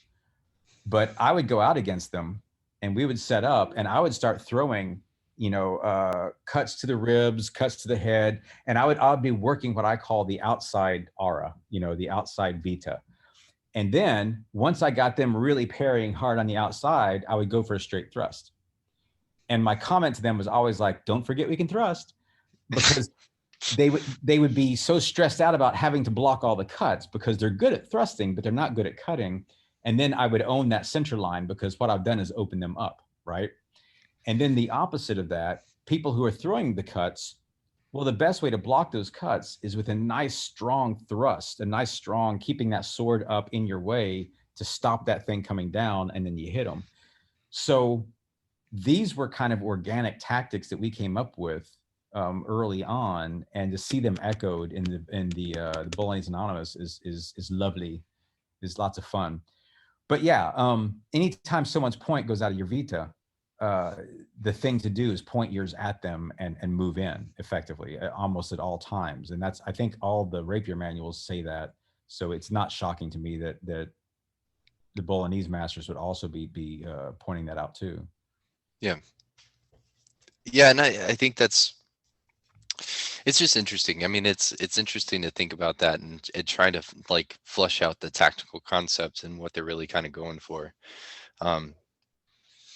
And like I said, the Anonymous is, a gift in that it really is, helps to spell a lot of this stuff out to make it so it's more practical and more understandable than, Marazzo and his craziness that he has, stuffed away in book 3.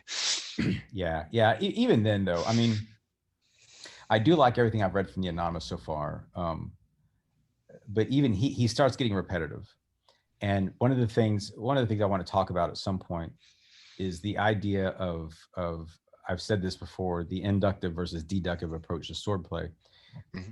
And one of the problems I have right now is hard for me to read through some of the new manuals that are coming out because I see the same actions that I already know. And it's like, okay, I already know this. I already understand this.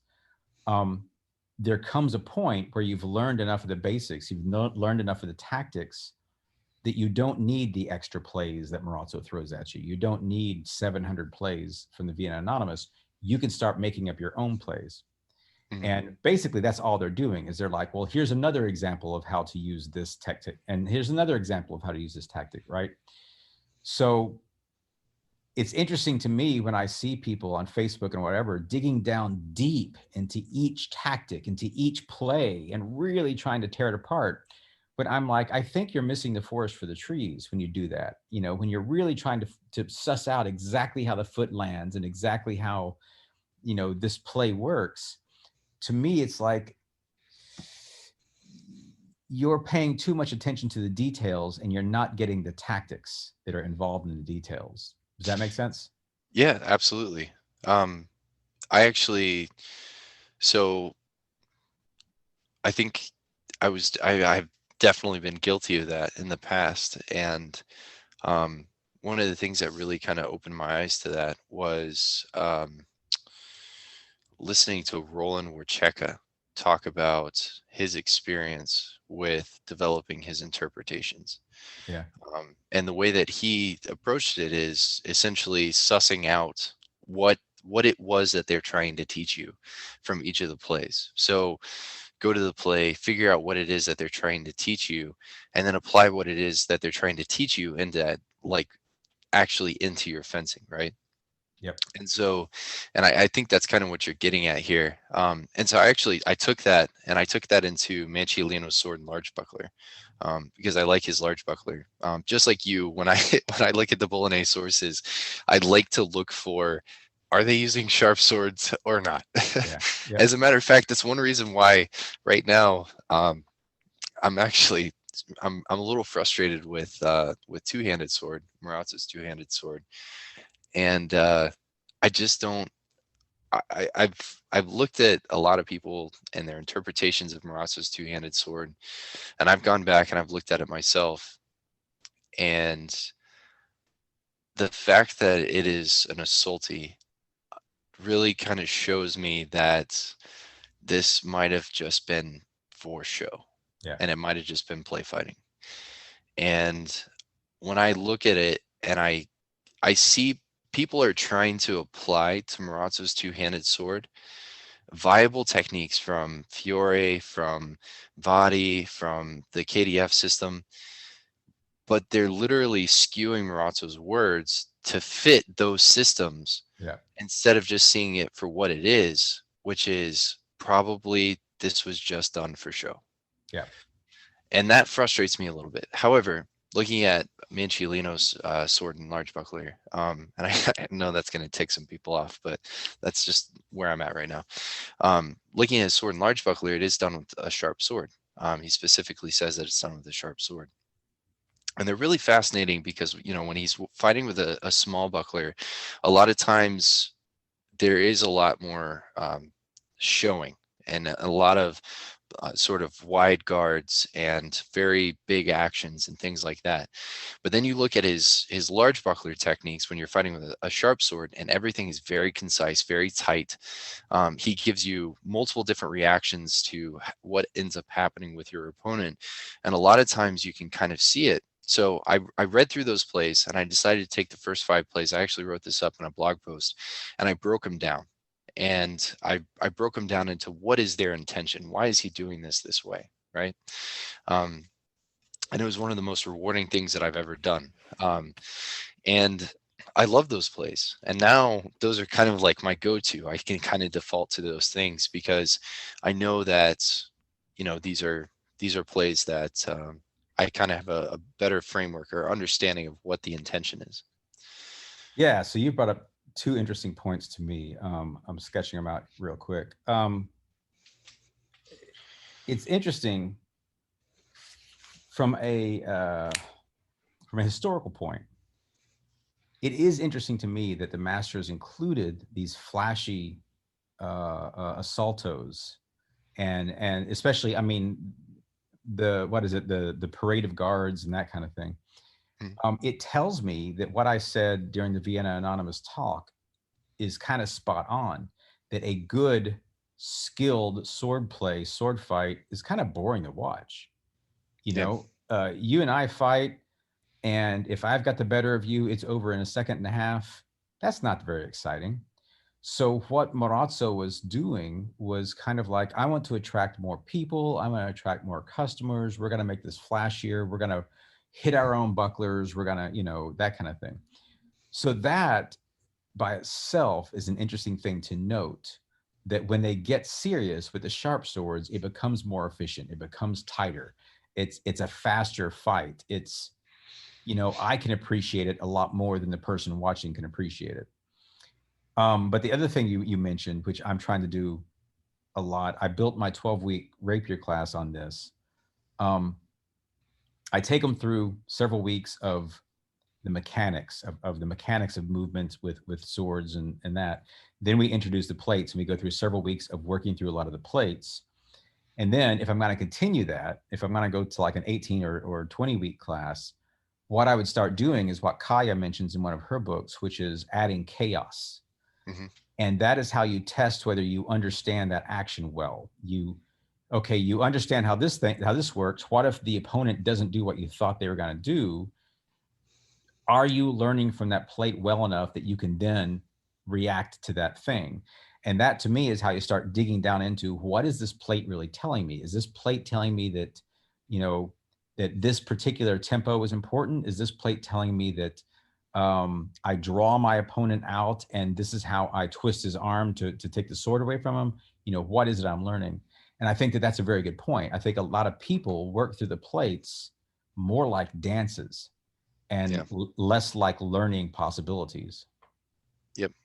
No, that was, I think, you know, Chris and I both read Kai's book, and one of the things that I think has been most rewarding for the way that we develop our techniques for Marazzo and for other Bolognese authors is that we started doing that. You know, like we're like, all right, let's work through the play. You know, work through the play as if it is like we're following it step by step, and then I'll come in, and then we'll get to a point where we feel comfortable with the play, and then he'll say, okay, now do whatever you can to hit me, right? Whatever it is, don't follow the B side that we came up with the play.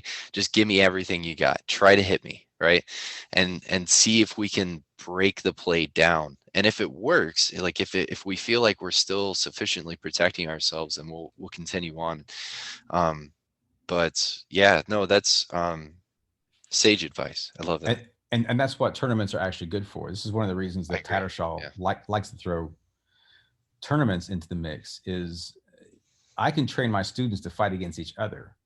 And, you know, if I come up against someone who knows Dalla Gocchie or Marazzo or Capoferro, I know how to fight them generally. You know, we both know how to fight each other. It gets squirrely when I fight someone who is self-trained and has no idea how to actually use a sword. Mm-hmm. So that's when you start testing, how well do I know tempo? How well do I know measure? You know, they're not going to play by my rules. So I've got to beat them and stay alive at the same time. So I suggest that to everyone. And I'll again quote from Puck. We start our students out in a world of artifice and then slowly start cutting away that artifice to get to the real life. And that's what you're doing. You're adding in the unpredictable moments that bring in the real life once you can do the artifice very cleanly and very well. Yeah, you know, so that actually brings me to something really interesting. One of my favorite breakdowns of, because I think it speaks to something that you just said and really confirms that, from just, you know, some historical guy saying exactly what you just said. Not that you're wrong, but to validate it with, you know, historical evidence here. But Livino actually gives really great advice as to what to do when you're fighting an unexperienced fencer. Like I know, is it Gigante that says that you should just go out after you've been training in the salle, or is it Docciolini? Somebody says that you should essentially, once you've been training in the salle, you should go out and you should start fighting people that you've never fought before. And random, and I think he even says to fight untrained people. Okay, interesting. Now I've got versions of that, but I haven't heard that one. That might be Docciolini. Yeah. So, but taking that advice, and speaking to that, and Livino's advice is that when you're fighting somebody who you've never fought before, he says that you should really only use beats and constraining cuts, until you see their skill. And once you see their skill, then you can start using sfalsata and cavazione, and you can start doing some of the more skillful actions. But if you try to use those skillful actions against somebody who's unpredictable, then there's a really good chance that they're going to do something that's stupid and they're going to hit you. Yeah, and that's one of the stories I have is I fought a guy. This is years ago at a war, and yeah, I was doing that. I was kind of thrusting at his hands. I was beating his blade a little bit at measure until I figured out kind of how he was moving and what he was doing, and then I killed him. And walking off the field, he was like, "Oh, I kept you away from me for a really long time." And I was like, "Yeah, that's what Sure. happened." Yeah. Yeah. Yep. But yeah, I mean, so you've got Capoferro who says to be a perfect player, you need to play people better than you. And then you've got, Mancellino who says, don't let your students go fight anyone else for a while, for the first several days of their practice at least. So yeah, you've got all this great, interesting advice that people should just start listening to, honestly. Yeah, no, seriously. And I mean, even in the KDF system, I mean, if you think about the overall concept of what Sprechfenster is, essentially you're throwing your point into the center line, because they say that Sprechfenster is more or less long point. You're just throwing your point into the center line to get a read on what your opponent's going to do, and it's the same general basic advice. And I think that that's something, again, if people were really kind of looking at things and kind of like you said, trying to read into these things and actually understand what they're trying to do, a lot of it is trying to get that read on your opponent and not necessarily, doing something that is, potentially harmful to you, which is, you know, assuming that your opponent is going to do something, versus forcing your opponent to do something. And there's a Right. difference. And yeah, and like I said in the Vienna Anonymous lecture was, don't throw, don't do a full attack at wide measure, because I mean, in Capoferro terms, when you're using, a 42-inch, 44-inch rapier, you're attacking into their stillness and you're doing it with a 1.5 tempo movement. So all they have to do is take a half step backwards and you've now lost your reach. And so you can play people at that wide measure and see whether A, they understand that rule, B, whether they understand their own measure at all, and C, start getting a feel for how fast they're moving. Do they have any dialed in actions? The ones I love are the ones that I'll throw for their hand and they'll immediately do a huge circle, and immediately I peg in my head, that is a dialed in action that person cannot control. So all I have to do is feint down the middle close enough to that blade where they start that twist and just go around it and go in. And I know that I'm safe at that point in time. So playing at wide measure with all variety of things, you're safe enough that you just take that step out. And this, counts in cut and thrust as well. But you can still draw them out. The dangerous fencers are the ones that just don't react to anything you do because they're pretty confident in what they're doing. Yep, exactly. So I think we're getting pretty close to time, and one of the things that I want to kind of wrap up with, and talk about real quick is Lord Baltimore's challenge, because if there is a seminal event that everybody needs to at some point go and attend, especially if they're interested in the Bolognese system, it is Lord Baltimore's challenge, because one, you bring the best instructors from around the world. And two, it's some of the best fighting that I've ever experienced, in any tournament when it comes to fighting with a single-handed sword, whether it was with a rapier, or with a side sword, or even sword and buckler. Some of the highest level competition that I've ever experienced. So tell me a little bit about Lord Baltimore's challenge. So, yeah, and that's a great compliment. That's fantastic. Lord Baltimore's challenge, I mean, the germ of it happened years and years and years ago when we were starting side sword in the SCA. And then a guy got in charge of SCA combat and he canceled it. And he said, you can't do side sword, it's too dangerous. At that point, the thought in my head was, I can hold my own damn tournaments and you can't do anything about this. So carry that forward to when I got back from Ukraine. I went to a few HEMA events and watched them. HEMA kind of grew up while I was in Ottawa in Ukraine. I didn't really watch it happening. But when I got back, it was fully fledged. There were lots of events that had been going on. I had known about Swordfish, but I didn't know about the rest of the things. So I watched a few HEMA events, and I started noting there's a lot of things they can learn from the SCA, and conversely, there's a lot of things that we could port into the SCA from the HEMA events that I like. So I started thinking about I should do my own event. I should just throw together my own rule set, my own event that takes the best from both worlds. I liked the idea of being judged, but I also like the idea of self-call. So let's put those together in a way that works. I don't buy into the idea that people who self-call are cheating. I think that that's pretty ridiculous, and a good ring director should be able to shut that down in a heartbeat. So I kind of dismissed that offhand. But what I wanted to do also was I noted that there were no real rapier events on the East Coast, and there was no real side sword events in the East Coast. You had Queen's Gambit, you had Surfo, and that was the closest at the time that we got. This is back in 2016, I think, or 17, when I was looking into all this.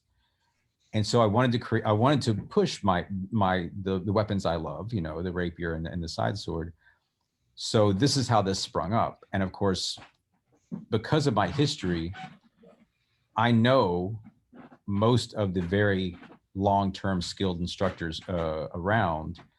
So my first thing was, well, can I get the people I want to do this crazy idea I have, which is I want people to teach on one day and then those same very skilled people to be the ring directors on the next day. And so here we go. So I roped in a bunch of long-term SCAers who are very good at events, at putting together events and running them and making sure they come off smoothly. So my crew is amazing, and they're the reason this all comes together. And then from there is all kind of just downhill, writing the rule set, making sure it is what I want it to be. I did a little bit of a change from year 1 to year 2 on the rule set, but really it was largely already there. And the biggest problem I have right now is if it grows anymore, I'm going to have to limit people who can come, because we have a limited number of judges and directors we can pull from, which I think is one of the problems that I see in HEMA events, is that they start pulling from people who don't know what they're doing, and it becomes a really bad situation for everyone. So I'm trying to limit it down to where I'm not going to pull people in who are directing who don't know what they're doing. And I really don't want to pull in judges either who don't really have an idea what they're doing. So we're kind of limited in how much, what I'm trying to say, how much volume we can command. But all that said, we may actually grab MLK Day in January.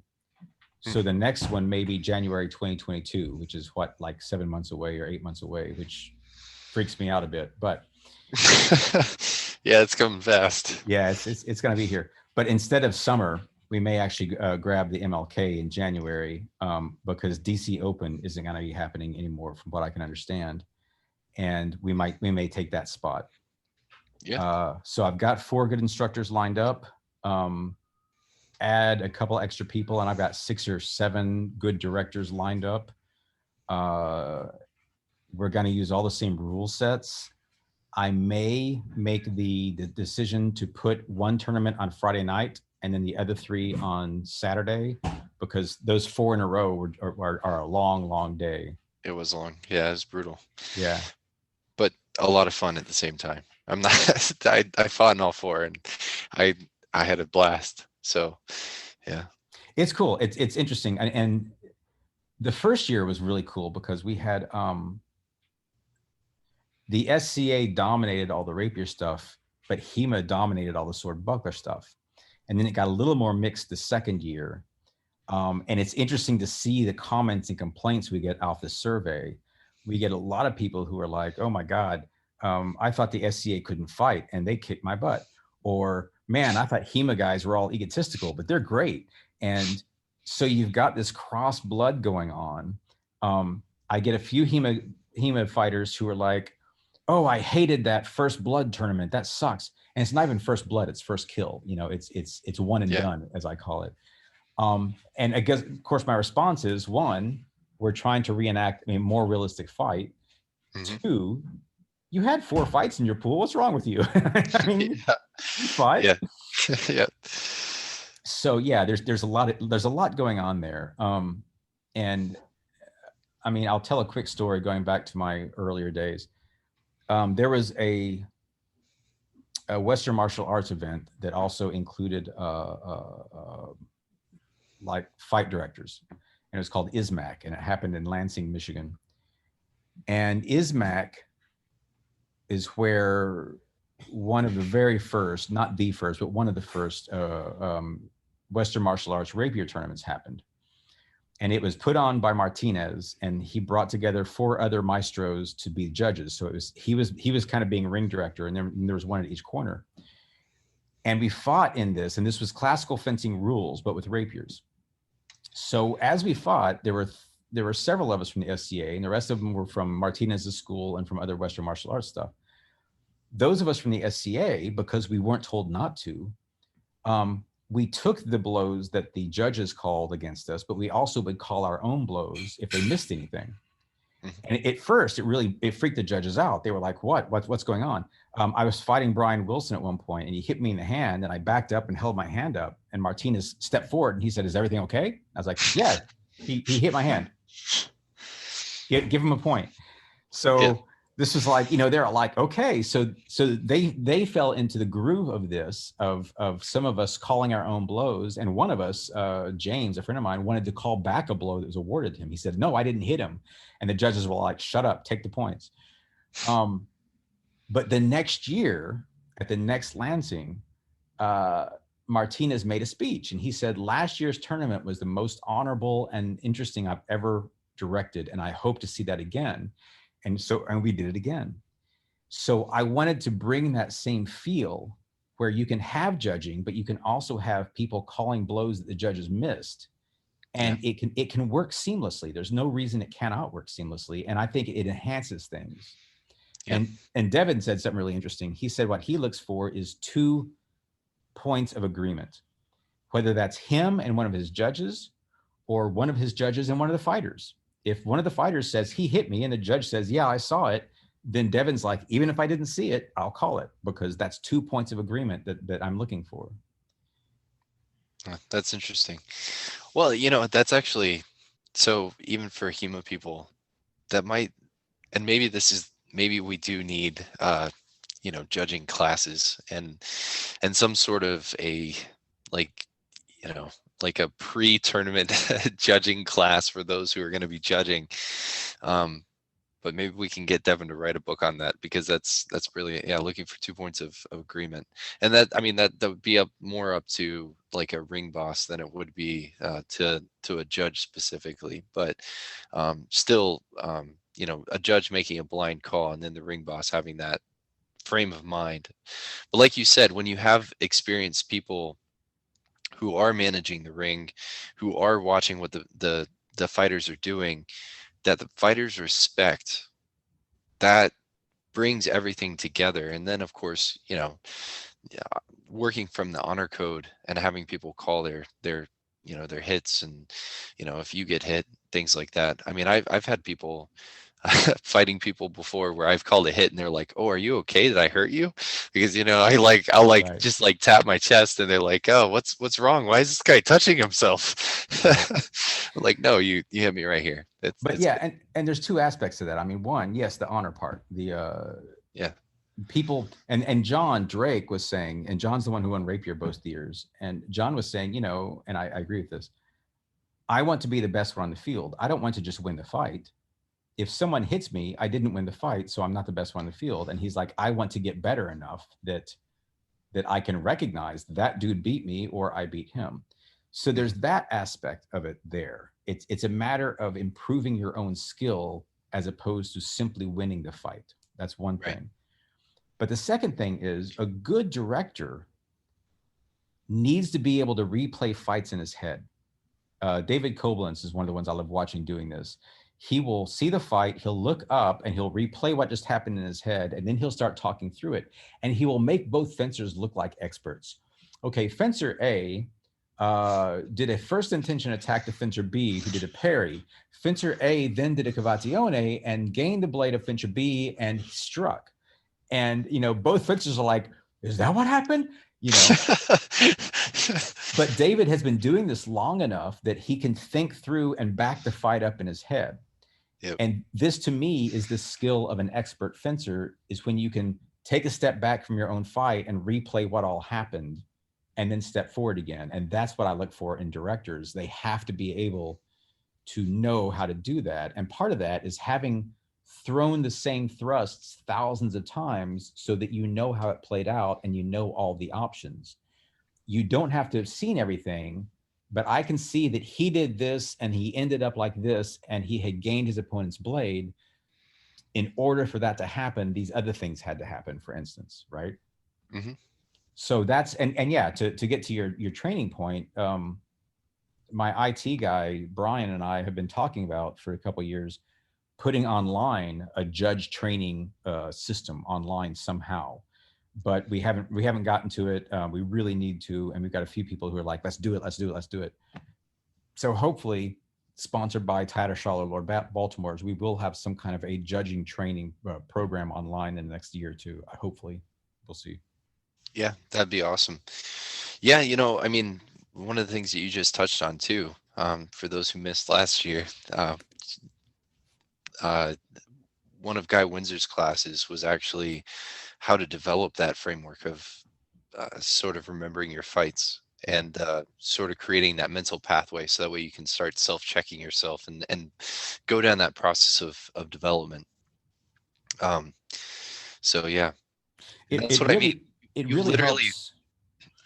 I can't speak enough to the fact that you literally do have world-class teachers every single time you hold this tournament. Like last time that you had Lord Baltimore's challenge was Guy Windsor, Mike Pendergast, Devin Borman, and who else was there?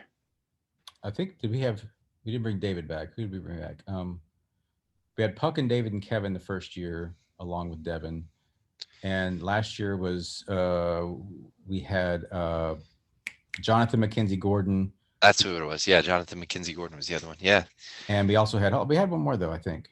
Who else we had? Anyway, but yeah. And Guy last year. So Guy, admittedly, he doesn't like tournaments. And as I drove him to the train station, he turned to me and he said, "I'm coming back next year. You know that, right?" I was like, "All right, cool with me, Guy." But yeah, and that's one of the things I also want to stress on your podcast here is one of the ways to get to being able to do those things, to be able to recall your fights, is to train and understand tactics. The people who can't recall their fights are natural athletic fighters, but they haven't thought through and really, they don't plan their fights out. Mm-hmm. So, one of the things I try to point out to students early on is it's not about speed, it's about knowing where they're going. And if I'm telling my opponent where to go, I can easily block it quickly. It's not that I'm faster than them, it's that I knew it was happening. But following that process of learning also makes you be able to then think through fights because you understand the tactical choices being made. And so I can't stress that enough. One of the reasons to understand the lessons you're learning in these plates and in these plays is that the tactics are what you're getting out of them, whether you know it or not. Yep. Yeah, that's awesome. All right. So you said, hopefully, you're going to do it MLK junior weekend next year, right? So that should be the 21st. I think so. That is the plan. Yeah, late January. I think I have a venue. I know I have instructors, so it's just a matter of now kind of getting the ball rolling. Perfect. Well, look forward to it, David. Look forward to seeing you again. But with that, let's go ahead and wrap it up. Thanks for coming on and sharing your wisdom with us. I really appreciate it. Absolutely. This was fun. You made me dig for something I hadn't thought about much before. So yeah, appreciate that. Hey, if you dig a little bit deeper and you find anything you want to talk about, you're always welcome to come back on and we can definitely talk about it. We'll do. It might be about rapiers, but we'll do. Hey, that's okay. I'm down. All right. Have a good night. Take it easy. Thanks. Bye. And that concludes another episode of Le Arte dell'Arme, the Bolognese podcast. Want to thank David again for that insightful conversation.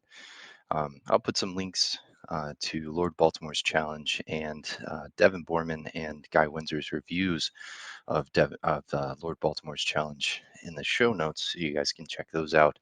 And also a link to David's YouTube channel where he goes through and teaches Capoferro and some of the other things, including the lecture on the Anonymous Vienna. Next week's guest is going to be Dario Alberto Magnani. Some of you might better know him as Doc, or at least from his branding. We're going to talk about the upcoming Weapon Masters Gauntlet and all of its features, its limitations, and how it compares to other five-finger gloves on the market.